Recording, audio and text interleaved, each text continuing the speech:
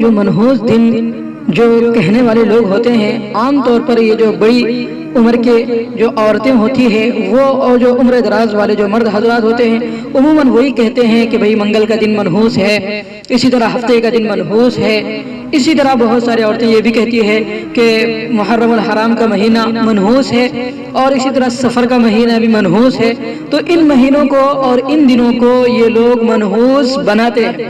تو کیا شریعت کا اس میں کوئی قاعدہ ہے کہ یہ لوگ جو کہہ رہے ہیں کہ یہ منگل کا دن ہفتے کا دن منحوس ہے، کیا واقعتاً شریعت میں ایسا کچھ ہے؟ تو اس کے متعلق آپ سبھی حضرات غور سے سماعت فرمائیں۔ جو لوگ یہ کہتے ہیں کہ منگل کا دن منحوس ہے، ہفتے کا دن منحوس ہے، یا پھر محرم الحرام کا مہینہ منحوس ہے، یا سفر کا مہینہ منحوس ہے، یا فلاں دن منحوس ہے، تو اس کے متعلق یہ ساری باتیں انتہائی غلط ہیں۔ اللہ رب العزت نے کسی دن کو منحوس نہیں بنایا، ہر دن اللہ رب العزت کا بہترین دن ہے۔ جو یہ کہتا ہے کہ بھئی ہفتے کا دن منحوس ہے، اتوار کا دن منحوس ہے، اس نے گویا کہ اللہ رب العزت کی بنائی ہوئی کائنات کے اندر اور بنائے ہوئے دن کے اندر جو اللہ رب العزت نے بنایا اس کے اندر نقص اس نے پیدا کیا۔ تو اس لیے یہ کہنا کہ بھئی یہ دن منحوس ہے، فلاں دن منحوس ہے، فلاں مہینہ منحوس ہے، یہ بالکل غلط ہے۔ آج اس نے اس کے متعلق بہت ساری تحقیق کی، بہت ساری احادیثوں کو پڑھا کہ بھئی کوئی دن کوئی منحوس ہے۔ بہت سارے کیلنڈروں کے اندر اور جندریوں کے اندر لکھا ہوا ہوتا ہے فلاں دن منحوس ہے، فلاں دن منحوس ہے، فلاں تاریخ منحوس ہے۔ بہت سارے لوگ کچھ تاریخیں ایسی ہوتی ہے جس میں اپنے بچوں کا نکاح نہیں کرواتے اور کہتے ہیں کہ یہ تاریخ منحوس ہے، یہ دن منحوس ہے، ہم نہیں کریں گے۔ تو آیا واقعتاً شریعت میں ایسا کچھ ہے؟ اس کے متعلق آج اس نے بہت تحقیقیں کی، بہت ساری کتابوں کے بارے میں پڑھا کہ بھئی منحوس واقعتاً کوئی دن ہے یا نہیں ہے۔ تو آخر کار جا کر اس عاجز کو بات پتہ چلی ہے کہ واقعتاً ایک دن منحوس ہے۔ وہ کون سا دن منحوس ہے جس کے بارے میں نبی رحمت صلی اللہ علیہ وسلم نے فرمایا کہ جو انسان اس بات کو غور سے سنے کہ منحوس دن کون سا ہے، بہت سارے حضرات یہ پوچھتے ہیں نا، وہ سن لے کہ منحوس دن کون سا ہے۔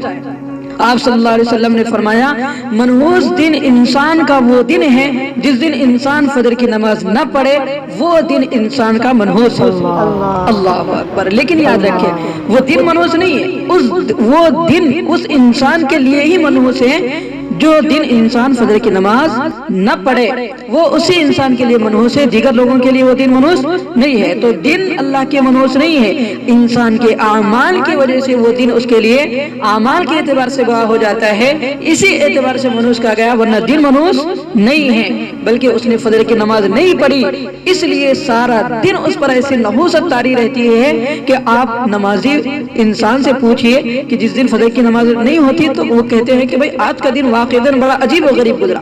کیوں گزرا؟ اس لیے کہ فجر کی نماز چھوٹ گئی، فجر کی نماز قضا ہو گئی۔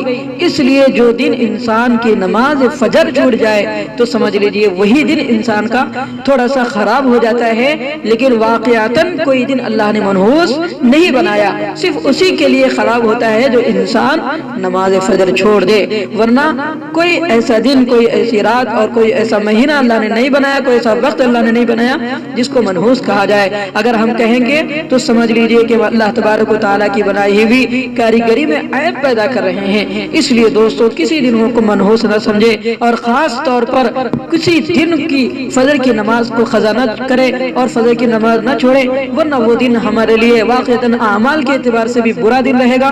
اور حقیقت میں اللہ کے رسول صلی اللہ علیہ وسلم نے فرمایا جو شخص فجر کی نماز پابندی کے ساتھ پڑھتا ہے، فجر کی نماز کو اٹھتا ہے اور نماز پڑھتا ہے، دن بھر کے کام اللہ اپنی ذمہ داری میں پوری کر دیتے ہیں۔ لیکن جو فجر کی نماز نہیں پڑھتا تو اللہ رب العزت کی رحمت اور فرشتے اس کے ساتھ نہیں رہتے، اس لیے وہ دن اس کا تھوڑا سا برا گزرتا ہے۔ اس لیے آپ صلی اللہ علیہ وسلم نے کہا کہ وہ دن اس کا برا ہے۔ تو اگر کوئی برا دن ہے تو وہ ہمارے اعمال کی وجہ سے برا ہو جاتا ہے، منحوس ہو جاتا ہے، ورنہ حقیقت میں کوئی دن منحوس نہیں ہے۔ اللہ تعالیٰ نے ہر دن کو بہترین دن بنایا ہے۔ اللہ تعالیٰ ہمیں اس پر عمل کی توفیق نصیب فرمائے، خاص طور پر فجر کی نماز کا ہمیں اہتمام کرتے ہوئے کسی دن کو برا نہ سمجھے اور کسی دن کو برا اور نحوس اور منحوس نہ سمجھے، ایسا ہم سب کو بنائے۔ اللہ ہم سب کو ان باتوں پر عمل کی توفیق نصیب فرمائے۔